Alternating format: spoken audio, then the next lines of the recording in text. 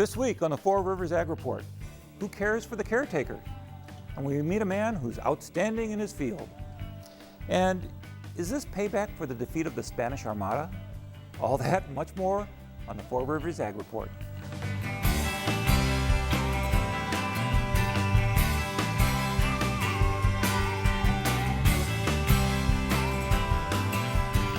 Welcome to the Four Rivers Ag Report. I'm Fred Peralta. On July 3rd, at the Red, White, and Blue Days event, the 2012 Farmer of the Year was named. It was a shock to no one there, with the possible exception of the recipient, who was named. I present to you Jack Sweeney, Coles County Farmer of the Year.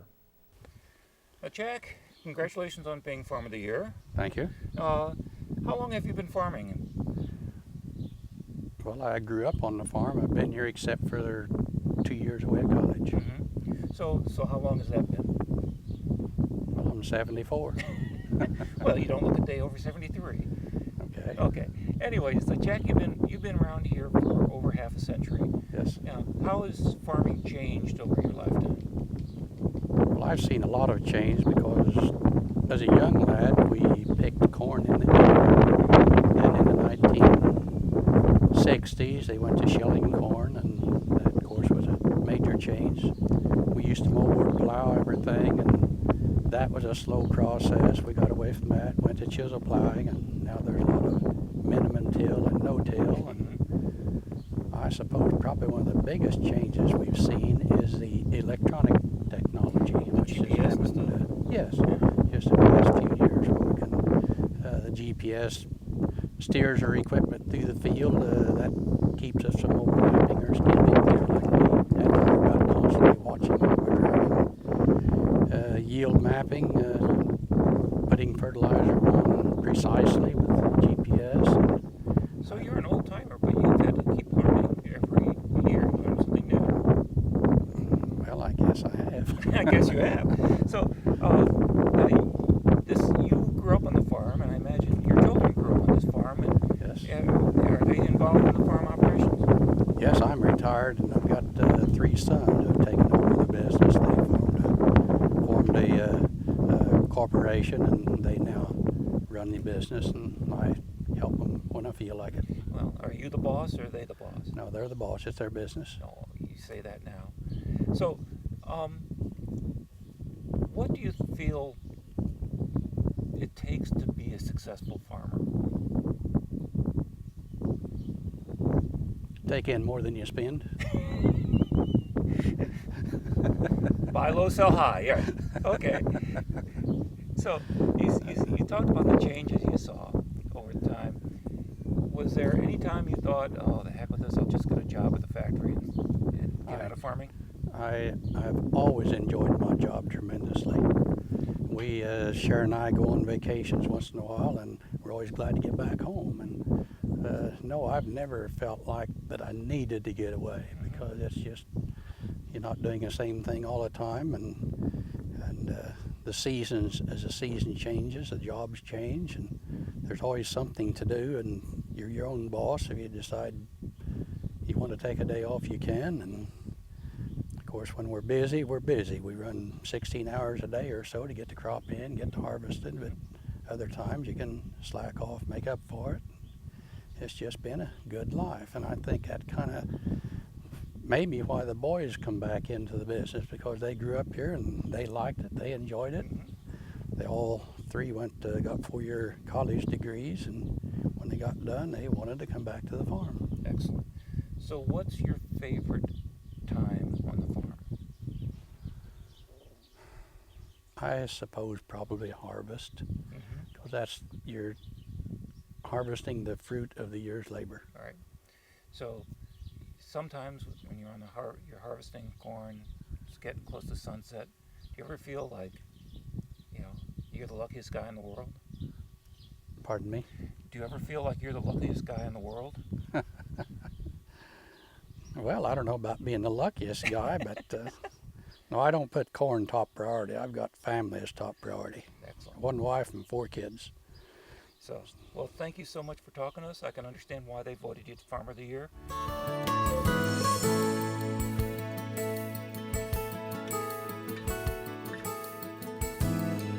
My wife and her family found out firsthand that caring for an elderly parent during an illness is more taxing than they could possibly imagine.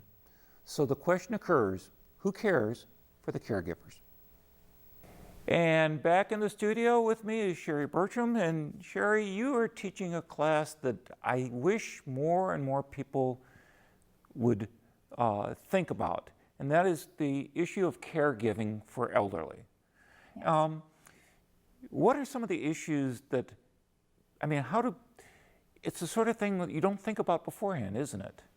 Right. Usually the people that we come across in our classes and calling us for information are people that there actually are really no classes to prepare you Right. for it. And then, they don't like to think about what's to come up, what's going to happen, and then until a crisis occurs, and then they find themselves in a scrambling. position. Yes. Right. I know in my own family situation, we were asked to make decisions and to do things that we were not prepared to do because people didn't want to talk about it. Exactly. Yeah, it's a touchy subject. I mean, your failing health and what's to come and your inevitable death and, all those things. Some people just simply refuse to talk about it because they think it'll jinx them and bring something on. So, True. And children, adult children have a hard time bringing it up because it might look like they're being insensitive or trying to Right. rush their parents Right. into things. So, but it's just really good planning on both the parents, the spouses, also on their part. Even younger ages should be looking at long-term care. Right. My mother is still alive, and I know she's actually enjoyed her children and her sitting around the table talking about some of these issues. So it's literally on the table. Is that common or not? I don't think it's as common as it should be, like we talked about. But it can, because people are afraid and they look at it as a negative experience. But like you said, it can be a positive experience because, for one, a lot of reminiscence can be involved. Absolutely. And Absolutely. the sharing of their wishes, and there's some discovery there where they're finding out things about their parents and that. And the siblings are finding out, the siblings are finding out we're all pretty much on the same page with my mother, and that's a great feeling. But that's not often the case. What sort of issues should people think about preparing for before you need to have care? Okay. We just call it long-term care planning, Right. basically. And, you have to look at, the advanced directives and if, even people our age Right. need to have the power of attorneys in place and the living wills and things such as that. Looking into long-term care insurance is another, that's a, something that I'm not as, Yeah, there's a lot of things to juggle with that. right, but you can look into that because it'll help you with the financial burden of what's to come, because a lot of those will cover not just nursing home, but assisted living and in-home care, Right. all the different levels. Right. So. Now, when you find yourself giving care to a parent, there's a lot of emotions on both sides of the equation that you aren't usually prepared to deal with. Isn't that true? Right. That's, when we have caregiving classes, a lot of times they turn out to be classes/support groups because, caregivers are coming in and they're feeling all these they feel guilty for not doing more than what they're doing, or having bad thoughts about, maybe resentfulness for having to do what they're doing. Yes. They might feel some anger. They're definitely challenged. They're frustrated.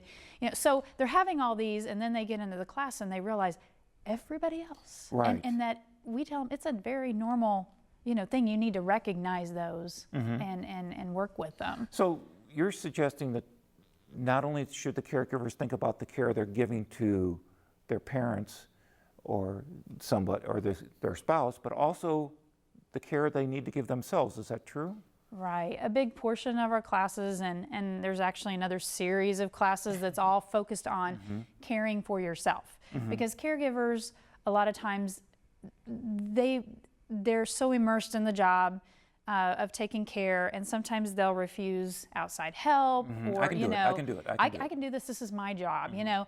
And there's so many opportunities and things out there, and they end up themselves getting down, whether it be physical or mentally. A lot of depression. Yeah, and sometimes in some cases, like with spouses, we'll see like one spouse, the caregiver will actually pass away before the care receiver because they've neglected taking care of their own health, and you know, and that's you know, we don't want that to be happening. So we want them to care for their well-being, and then they could take better care of somebody.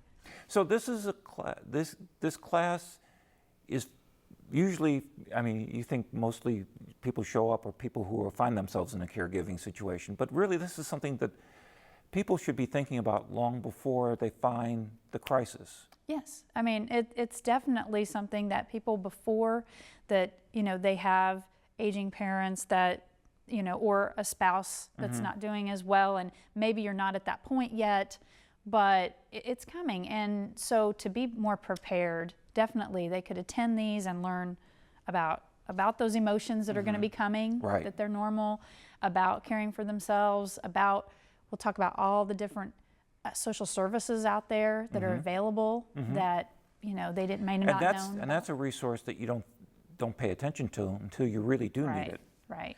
Okay, so we've talked about this class. How do people, you know, when should they register? Long beforehand? Give us the nuts and bolts. Okay, well, the classes are 6 weeks long. Actually, the one in Coles is 5 weeks, and they're weekly for an hour, and they'll all be in August. And rather than ramble them all, I'll say that they're on the screen as we speak. There's one that's going to be offered in Toledo, one in Shelbyville, one in Charleston, and one in Sullivan, all simultaneously in the month of August and going into September. So again, yes, the screen will show. We've got different phone numbers. Check with your extension office. They'll have the details for that. But it's also a case where you're going to need some caregiving at the end of this August, right? Okay. Well, no, this is an important topic. As somebody who's gone through elderly parents and the guilt, I strongly suggest you think about this beforehand and talk to your siblings, talk to your parents. Exactly. You know. And Sherry, thank you so much. Thank you for having me.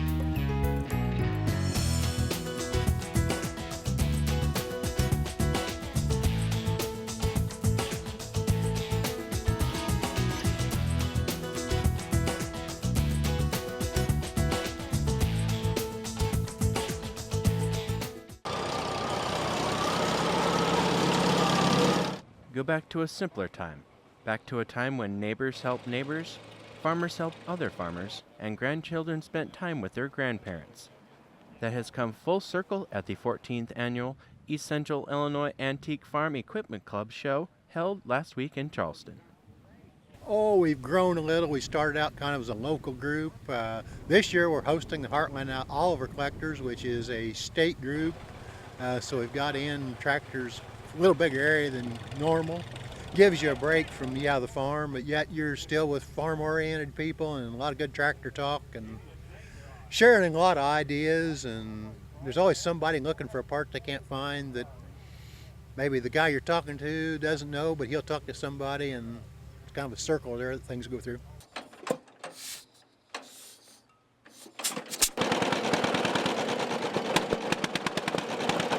It started out informally at the Coles County Fair, as several of the founding members brought their tractors to display. And then the next year we started with an organized show, and it's just kind of grown and grown since then. Now we have a couple of the Olivers featured in the Oliver Club exhibit there, and then we have a couple other Alice Chalmers and an electric lawnmower over there in the other tractors. We have a few, and the old F-20, but like I said, the feature this year is the John Deere tractors, and then the Heartland Oliver Club from Central Illinois came in, and they're having a display too. Well, it's a great kind of way to, I don't know, maybe escape the problems of today with a drought. This year being a drought year, a lot of farmers have some worries on their minds, and you know, this weekend we put that on the shelf and we'll play on these old tractors. Which tractor here is your pride and joy? Well, I'd have to say it'd have to be some of our case tractors.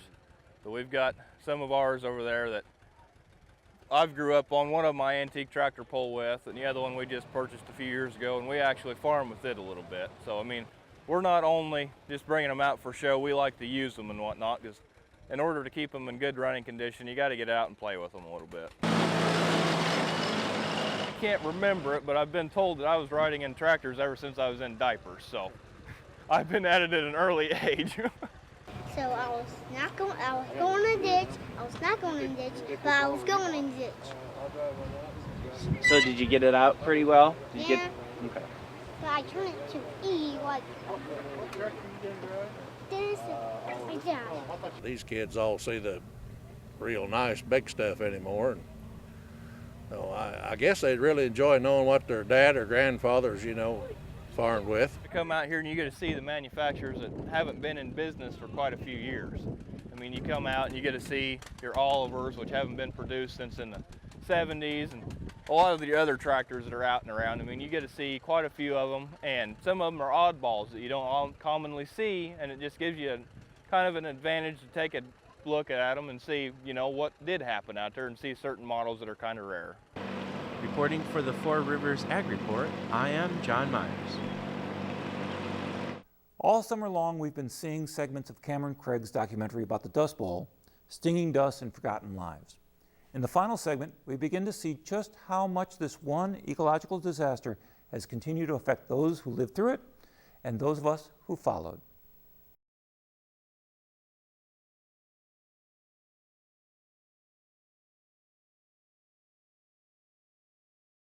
People lost hope as misfortunes accumulated.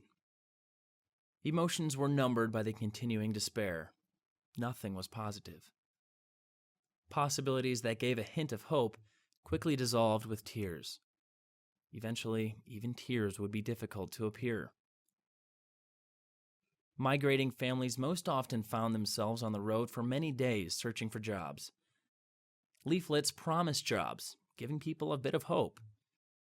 But due to the lack of mass communication, people didn't realize the vast extent of the drought and its influence on so many. If a job was within reach, by the time the family traveled to go get it, it was taken by another struggling family. The crop was devastated by starving wildlife, or the company itself was corrupt. They felt betrayed. But they were survivors and got back onto the road to find other opportunities.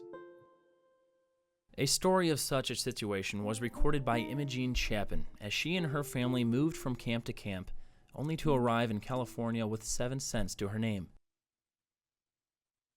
We left our home in Arkansas. 'Twas in the month of June.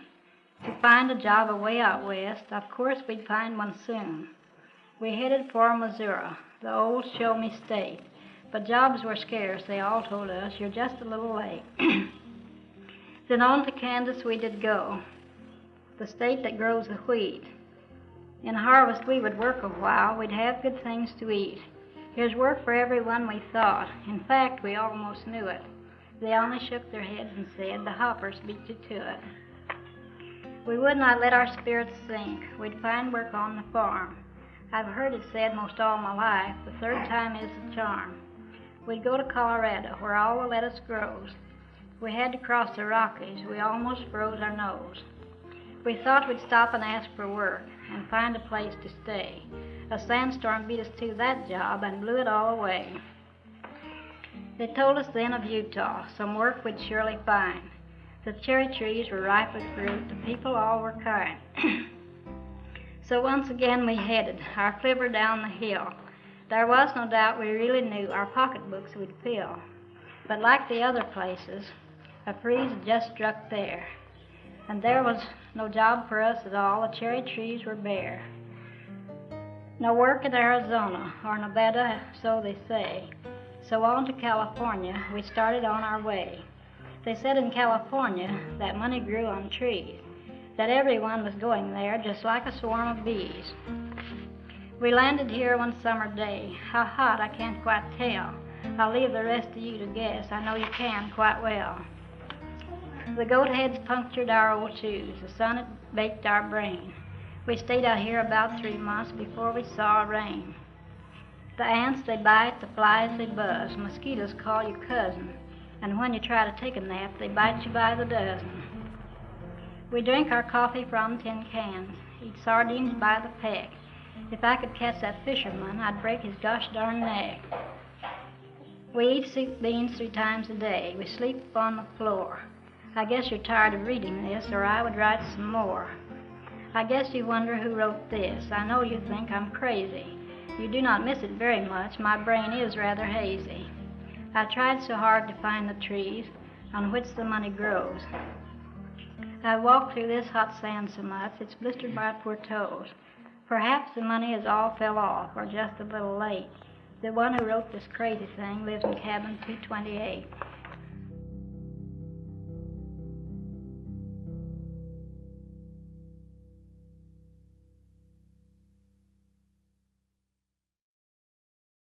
Yes, what was it back in Oklahoma? What was the reason why that you left there and came to California? Well, I didn't have any home, no more than we'd say a rabbit, just from one place to another trying to find work or something that we could. Just in other words, just a place to put your head. Yeah, just someplace where we could get just half enough to eat. Didn't expect, enough to eat or anything like that. How many you got in family, Mr. I have 4. 4 in family. Your wife and yourself and children, is that right? Wife and 2 little boys and myself. You couldn't make a living for your family back in Oklahoma? No, sir. So you had to go someplace where there was work? That's right. Well, what brought you to California? What was the main thing of coming to California? Well, of course, I was like most others. I had folks here, relation, my wife and me. They would write, of course, to me that there was work and ways of getting something to eat more so than there was in Oklahoma City.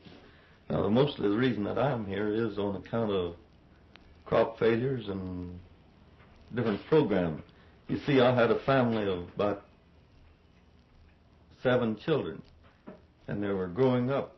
Well, the government come along, and told us we'd cotton reduction. I lived on a farm there 7 years. Well, I generally farm cotton, for my money crop, that is to buy clothes and stuff through the winter that we had to have, It's generally the only money crop, and practically the only crop that country would grow in there where I live. And that there was any cash money in. Well, the government,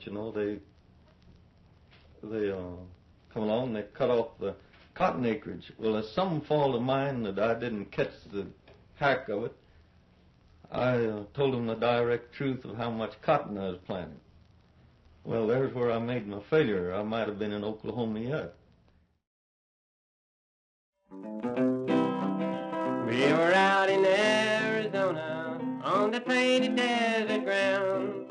We had no place to call our home and work could not be found.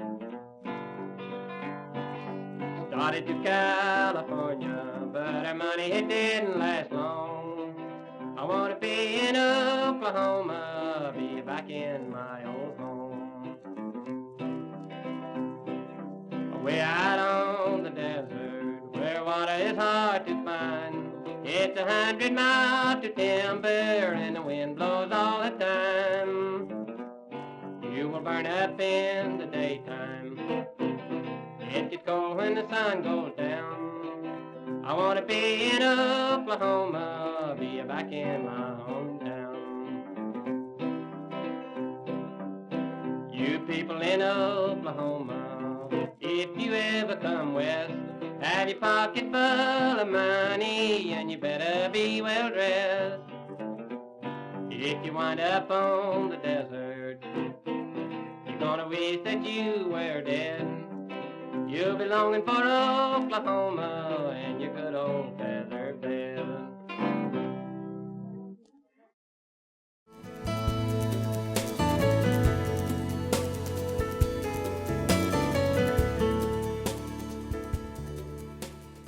Newsflash, Britain is under attack. This time from a super breed of Spanish stealth slugs. Say that 10 times fast. As with many non-native species, these super slugs have an aggressive breeding cycle, producing hundreds of more eggs than the native slugs, and come with a whole new set of parasites that are decimating British slugs. These Spanish slugs have already become a huge problem in Norway, attacking farms and gardens, and in England, the mild winter provided perfect breeding conditions for the mollusks. And as the slug population grows, public safety officials are concerned that they are also posing a threat to drivers. Cars have been known to skid on the slugs that have been squashed. And in the category of what could make these things even more disgusting, these slugs are cannibals. So when they smell dead slugs on the road, they gather on the roads to feed on them, making for even more crushed slugs. Ugh. I thought the most obnoxious slug was my brother-in-law. Well, that's it for this week. Look for me at the Coles County Fair on Tuesday. I'll be the guy with the big camera on his shoulder. Work hard, be safe, and enjoy the beautiful sunsets. I'm Fred Peralta. Thanks for watching the Four Rivers Ag Report.